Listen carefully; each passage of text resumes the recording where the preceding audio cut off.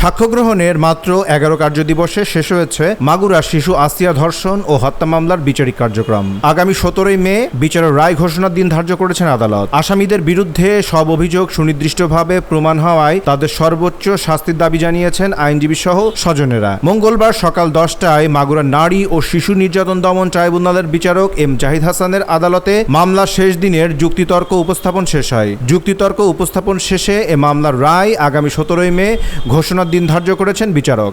আমরা বিজ্ঞ আদালতকে বলেছি যে একটা শিশুর প্রতি যে নিষ্ঠুর, অমানবিক, পৈশাচিক যেই ধরনের বিকৃত রুচি সম্পন্ন যে আচরণ করা হয়েছে, যা কিনা আমরা সাক্ষ্যতে পেয়েছি, মেডিকেল এভিডেন্সেসে পেয়েছি, বাংলাদেশের বুকে এই ধরনের কেউ যেন কোনো দ্বিতীয়বারের মতো কোনো নারীর সাথে, কোনো শিশুর সাথে এই ধরনের পৈশাচিক বর্বরসুলভ আচরণ যেন করতে না পারে, সেই জন্য দৃষ্টান্তমূলক শাস্তি দেওয়া উচিত। ডেস্ক রিপোর্ট, দৈনিক রানার।